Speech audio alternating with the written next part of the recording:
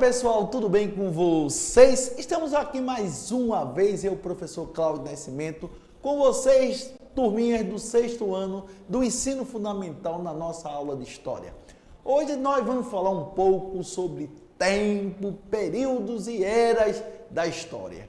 Então vocês do 6º ano do ensino fundamental estão nesse momento assistindo a aula do professor Cláudio Nascimento da Escola de Referência de Ensino Fundamental Creuza Câmara Barreto Dornelas. Ok, turma do 6º ano, vamos nessa assistir a aula do professor Cláudio Nascimento, tempo, história, tempo, períodos e era da história, a nossa aula de história. Então, convido vocês a entrarem agora na nossa nave da história. Então, como é de praxe, sejam bem-vindos à nossa nave da história para falar um pouco da história, falar um pouco do tempo, períodos e era da história. Como era o tempo na pré-história e como era o tempo, em algumas civilizações. Então, nesse exato momento, convido-os, entraram, sentaram e agora vamos embora. Vamos embora para a aula do professor Cláudio Nascimento. Queres ou não queres? Tempo, períodos e era da história, Então, como falar um pouco? Tempo, história. Então, de onde surgiu a necessidade de controlar o tempo? Eita, que pergunta boa, De onde surgiu a necessidade de controlar o tempo?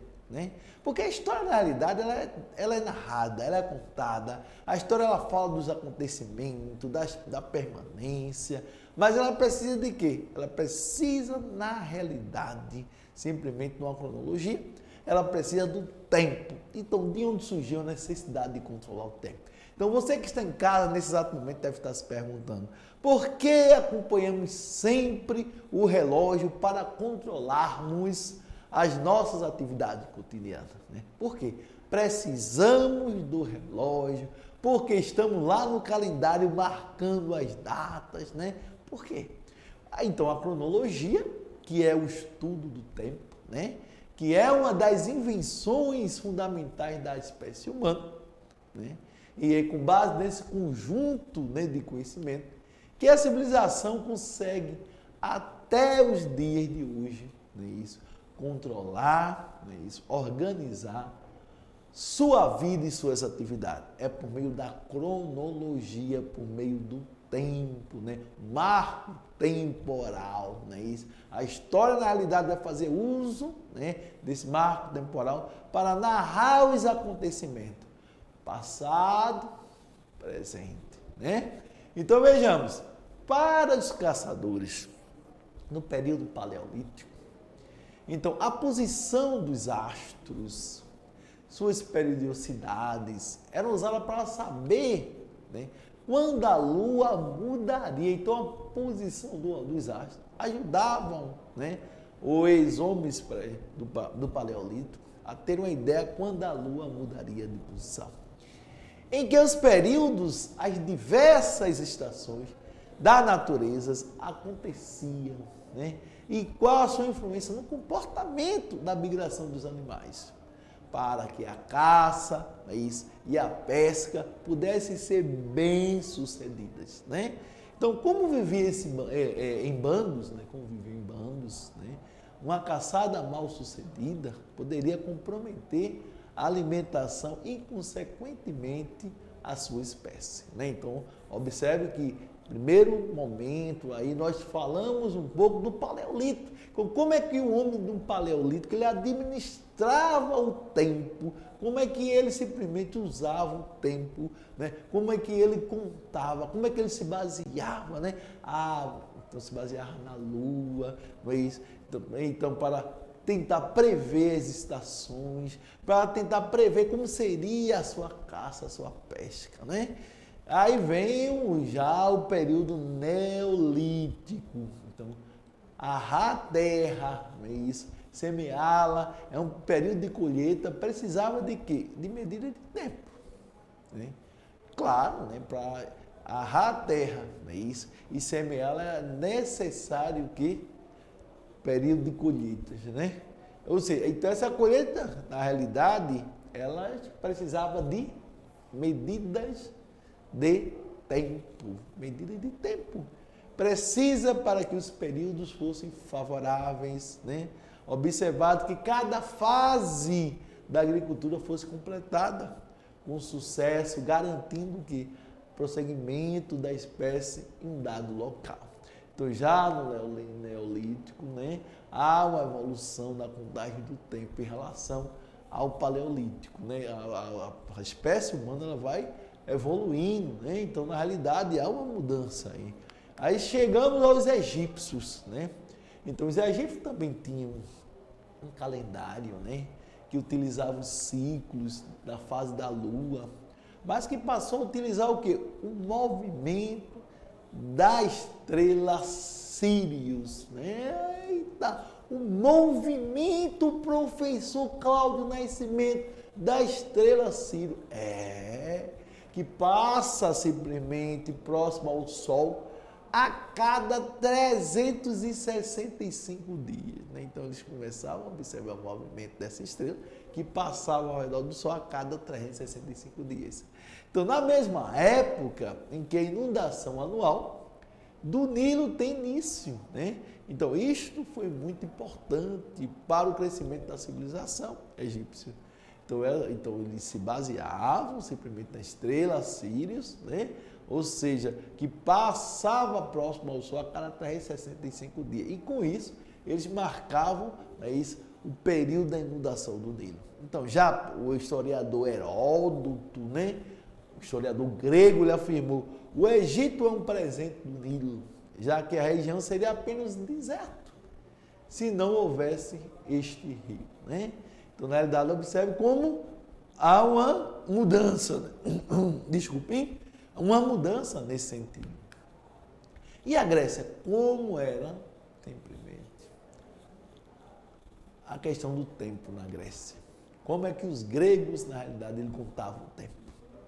Então, a questão da autonomia das cidades-estados acabou gerando o quê? Uma grande confusão entre os calendários utilizados por quê? Por aqueles povos. Evidentemente, cidades-estados, politicamente independentes, né? Então, cada uma queria, na realidade, o quê? Ter uma metodologia para contar o quê? Narrar, né? Contar o tempo, né? Então, cada cidade tinha um critério próprio, né? Para adicionar um 13º mês. Observe, cada cidade tinha um critério para adicionar um 13º mês. Regulador do ciclo anual. Meu Jesus, né? Então, por volta de 500 AC, foi que os astrônomos, né, gregos começaram a se reunir. Então, começaram a se reunir. Com a intenção de quê? De utilizarem, né, um mesmo padrão de tempo para a adoção do 13º mês.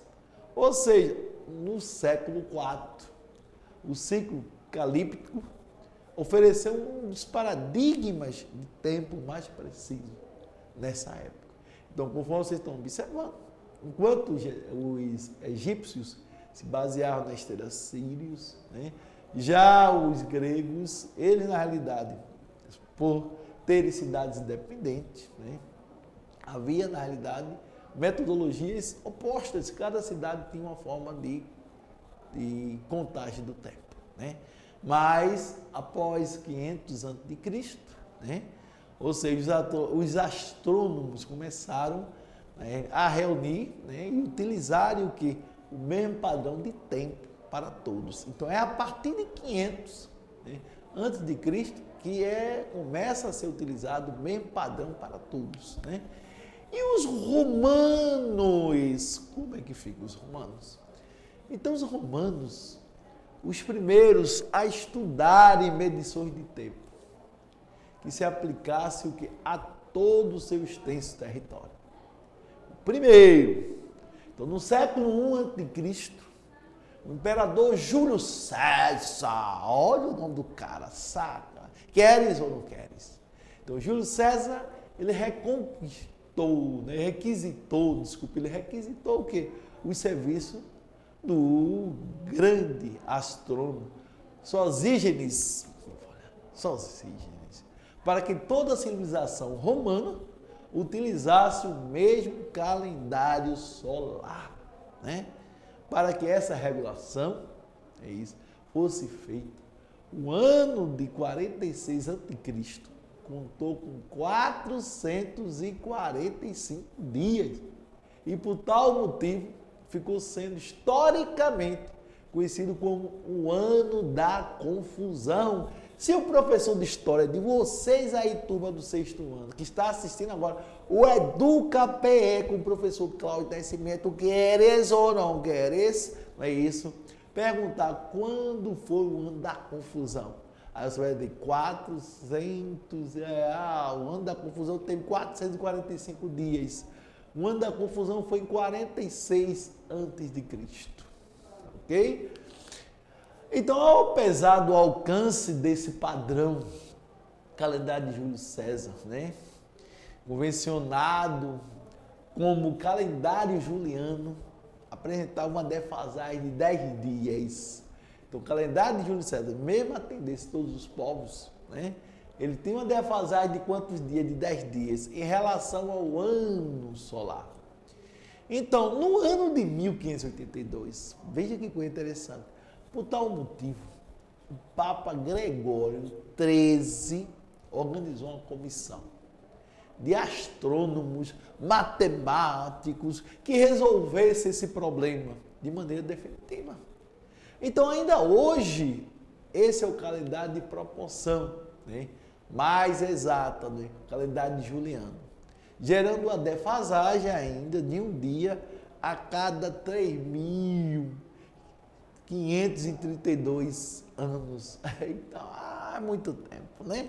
Eu não sei nem se eu vou estar contando história daqui a 3.532 anos, né?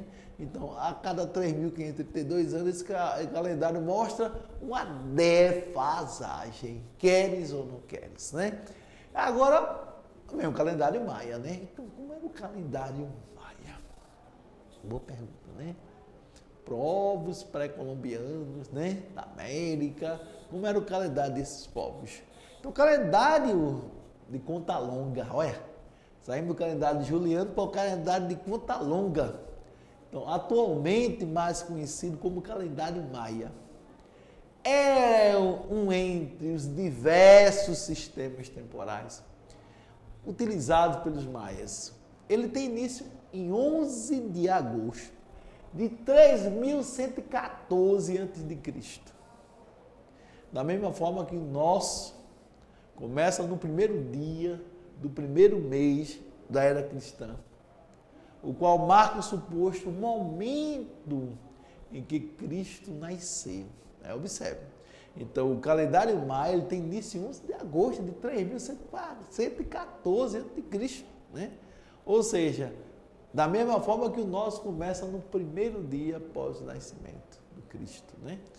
Dia do primeiro mês da era cristã. Então, nosso primeiro dia, é isso? Primeiro dia, primeiro mês da era cristã. Então, vamos lá. Então, o calendário maia era organizado, bastante organizado, em unidades temporais crescentes. Cada 20 dias completavam ou corresponderia o quê? A um mês. A cada 20 dias, né? Cada 20 dias corresponderia a um mês. Ou seja, entre os nativos, o Inal, 18 Inais constituem um tum, ou seja, o ano ocidental. Então, por sua vez, 20 tuns formavam o Catum, enquanto 400 Catuns configuram Bactum, né? Então, veja só, então, processo de enumeração, né, ocidental dos séculos é infinito. Mas o calendário maia tem uma duração limitada, prescrita 5.200 anos. Assim, eles teriam seu fim em 13.000, né? Ou seja, transcrita para muitos pesquisadores, não por todos, né? Como a data cultivada, né? A data cultivada, né? Ou seja, por nossa civilização, em 21 de dezembro, né? De 2012. Então, vejamos, aí, o calendário mais significativo é o que leva em conta o quê? A existência de 260 dias, né? Ou seja, no período que corresponde ao que conhecemos como ano. Ele é cientificamente conhecido como Tzolk'in, né? Que é aliado a um calendário de 365 dias, né? Denominado Rabi, que constitui o quê? Constitui o que se considera a roda calendárica. O nosso calendário é 365 dias, né? Então, é como a contagem longa. Porém, que se pode finalmente distinguir um evento do outro calendário. Então, é interessante. Ele tem como base a contagem dos dias a partir de uma data inicial, normalmente marcada, né, por acontecimento mítico. Então, este marcador temporal tem configuração linear, ou seja, assim é possível situar um fato ocorrido em um determinado momento do passado e outro que ocorrerá futuramente. Então, existe aí o marcador temporal, né, que vai, na realidade, situar o ocorrido no passado. Então, o que foi que aconteceu no passado? Então, na realidade. Então, você vai começar a analisar isso, né? Então, a gente faz uma grande pergunta. Há 50 anos, a nossa escola existia, como era a nossa escola, né? É isso. Então, na realidade, nós vamos fazer essa reflexão, né? Então, vejamos. Então, os maias se baseavam em dados lunares e ciclos, né? Vênus, ciclo de Vênus, com 584 dias. Além de outros ciclos menos importantes, para completar o quê? Sua compreensão da passagem do tempo. Mas foi com a contagem longa que eles conseguiram datar o quê? Datar seus monumentos, né? Pirâmides, e o que permite aos arqueólogos, até hoje, resgatar um pouco da história desse povo. Então, olha só. Então, pessoal, nós ficamos por aqui. Então, a gente teve a oportunidade hoje de discutir um pouco, né, sobre o tempo e o período das eras, né, históricas, né? Então, a gente mostrou aí como era o contado tempo, né? Lá, simplesmente, como era o calendário, da pré-história, falando um pouco do Egito, falamos um pouco de Roma, da Grécia Antiga, de Roma, e terminamos com os maias. E nós trazemos aí uma referência do Rainer Gonçalves Souza, né? Calendários antigos, né? Brasil Escola, né? Quem quiser se aprofundar na leitura sobre essa questão do tempo, é importante porque o tempo, ele é o marco, né, para a narração da história, né? Sem o tempo não há narração. Como é que eu vou narrar uma história se eu não tenho tempo? Tem que dizer tempo passado, tempo presente, né? Então, na realidade, fazer uma comparação dessa cronologia, até mesmo a periodização da história, ela tem um período, né, de tempo, né? Então, pessoal aí, história, tempo, períodos e era da história, professor Cláudio Nascimento, 6º ano do ensino fundamental. Tchau, tchau, pessoal. Boa aula, não é isso? E aqui vai um abraço da Secretaria de Educação do Estado de Pernambuco para vocês, pedindo que vocês mantenham ainda o cuidado, use máscara, utilize álcool gel nas mãos, tomem todo o cuidado, porque a pandemia ainda não acabou, tá certo? E agora peço vocês para desembarcarem da nossa nave, porque professor Cláudio, queres ou não queres, está indo embora. Tchau, tchau, até a próxima aula. Tchauzinho!